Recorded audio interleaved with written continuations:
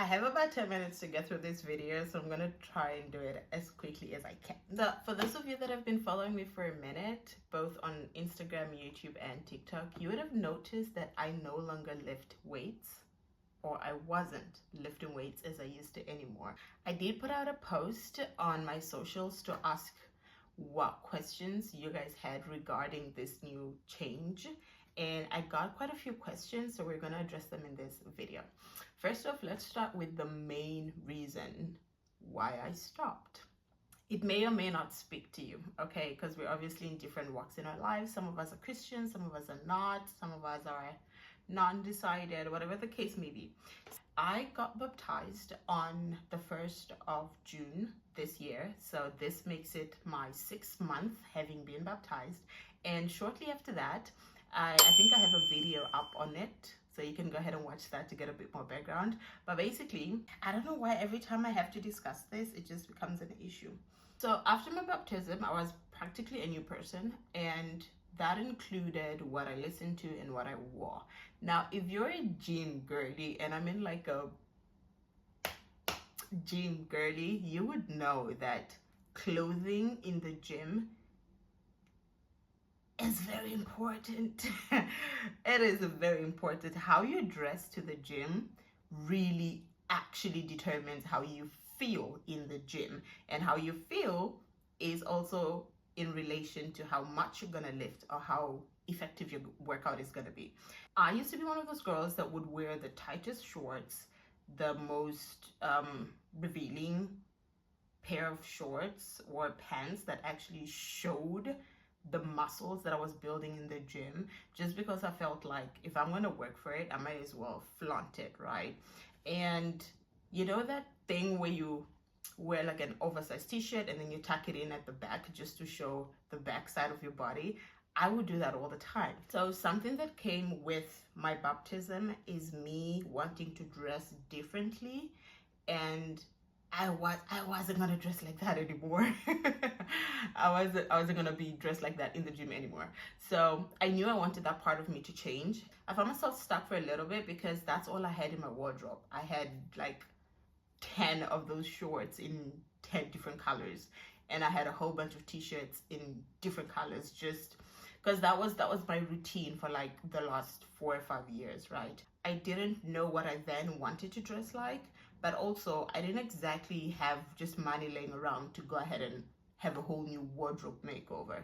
My mood when I then started to show up in the gym was a little bit on the flat side, but also because when I walked in, I would see other girls who dressed the way I used to, and it would make me feel less than. It would make me feel like I don't look as good, I don't put in the work, I'm lazy, I look terrible, I look fat, and I have put on weight. Let's just get that out of the way. First of all, I have put on quite a lot of weight, okay? Yeah, that's all I'm gonna say about that. So the other thing that I actually skipped over is the fact that I was not consistent anymore. I was no longer consistent with the gym. And here's the thing, for me, the gym was something that was like strictly planned to the T. Like I knew what exercises I was doing on what day, I knew what reps, I knew what weights, right? So when my schedule became somewhat disrupted, I could not keep a fixed schedule. And so that for me, it broke my consistency, and I stopped seeing results as well, because one thing about the gym, you need to be consistently doing something progressively. So when you don't do that, then it shows in the results. And my results were showing complete inconsistency, and that was a huge demoralization for me.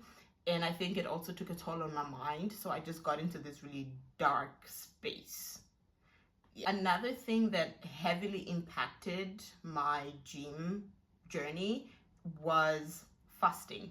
Now, this is the part where we differ if you're a Christian or not, and the kind of Christian that you are. So my kind of Christian calls me and requires me to fast regularly. For someone that has a certificate in nutrition coaching, I found myself battling between following what I know, the science and the logic, and following what I'm now called to be, which is subduing the flesh and being obedient and relying not only on food, but also the word and prayer. So it was a constant battle. It was a constant, polarity situation going on there. So I wasn't as encouraged to keep working out because I knew that I wasn't eating as I would be required for the kind of workouts that I wanted to be doing. That was like a really major turning point for me, because I would fast, and as soon as the fast ends, I would find myself overeating and in all the wrong things. Then the next day I'll feel bad about it. So then the next day I'd fast and then not eat at all. So it was just a really messy situation that I had not known how to get a handle on yet. Another major reason is that the gym had become an escape for me. It was that place that I would go to release emotions, release stress, and forget about everything that's happening. And at a point, it became a place where I would go to run away from my obligations. And as shameful as that is to admit, that was the case actually. And I'd find that there'd be days where I would wake up quite late, and the only thing on my mind is, how do I pass time? Oh wait, I can go to the gym and spend close to 2-3 hours just because I don't want to be doing things that I actually need to be doing. When I realized that was becoming a problem, that had to go. It had to go. So I was like, let me figure myself out. Let me get my ducks in a row and actually do it for the right reasons and in a much healthier mindset. The post that I made where I asked you guys to ask me questions, the most popular question was why I quit, which I think I've just explained right now. Another question that I received was, what were the lessons that I learned? I'm going to take this from a spiritual perspective just because that's the journey that I've been on. I learned that me going to the gym in isolation wasn't benefiting me as much as it could when I combine it with my faith and my spiritual strength. I'm now at a point where I'm learning to find that balance whereby the gym is a thing that I go to and I leave it at the gym. It's not my rehab, it's not my counselor, it's not my therapist. It's just another avenue where I could get like a tiny inch of joy, but not something that I'm dependent on. Another question that I received was, why did I delete all my old videos? I did this on all platforms actually.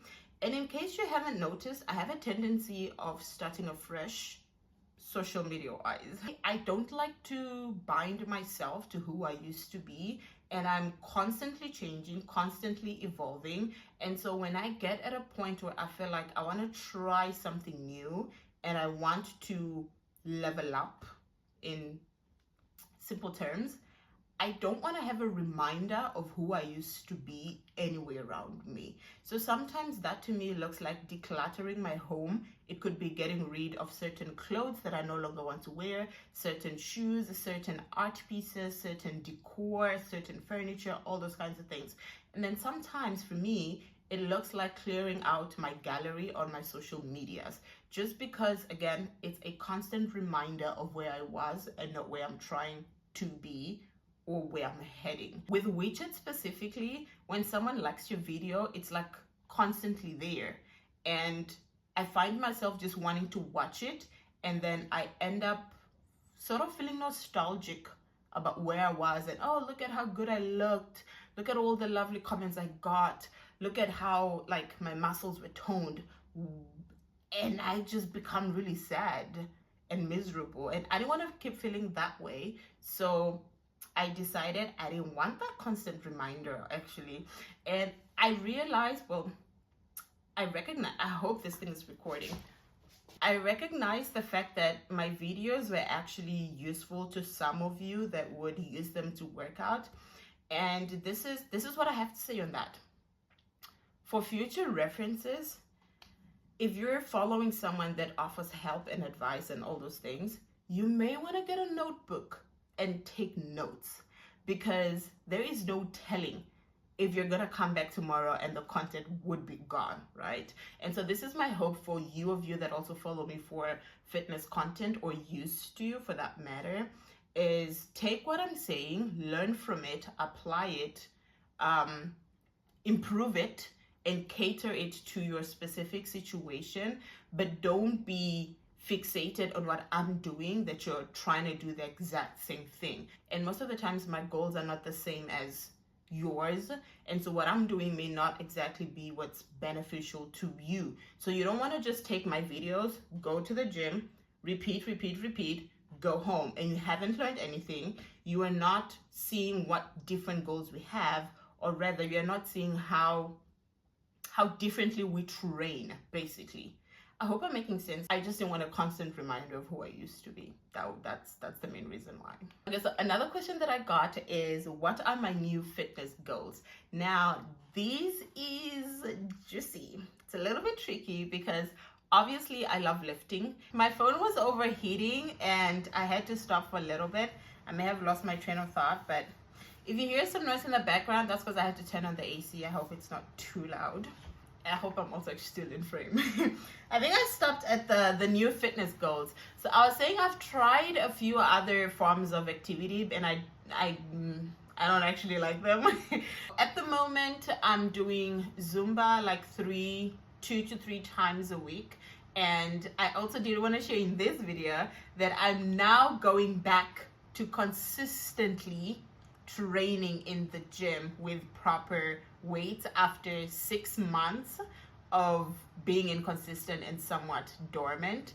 I'm also going to incorporate Pilates, but I'm going to limit it to maybe 2 to 3 times a week. My fitness goals moving forward is just being strong in my body and having the strength, or rather having the energy that I need to just feel good in my own body. I'm no longer being fueled by muscle growth and toned and big glutes and thighs, and if that happens, sure, just because of how I'm training, but it's not gonna be my driving force, like, oh my god, I need to look like this and I need to look. No, it's more like I need to feel comfortable in my own body and in my own skin, and I want to enjoy myself while doing it and not feel like I'm falling short in my spiritual life just to get a certain type of body. The last question that I'm going to address is, did I change my diet?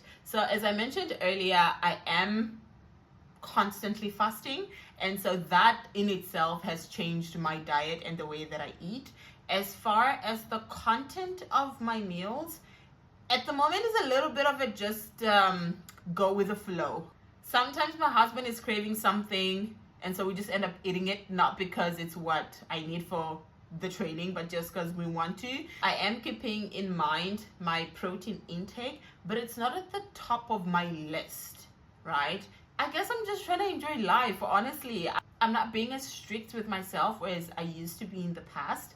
I'm just trying to have fun and enjoy this new journey that I'm on, and hope I get a 6-pack in the process. Basically, that's it. Yeah. All right, so I hope you guys enjoyed this video. If you have any more questions, please leave them down below in the comment section, and I'll see you guys in the next video. Bye.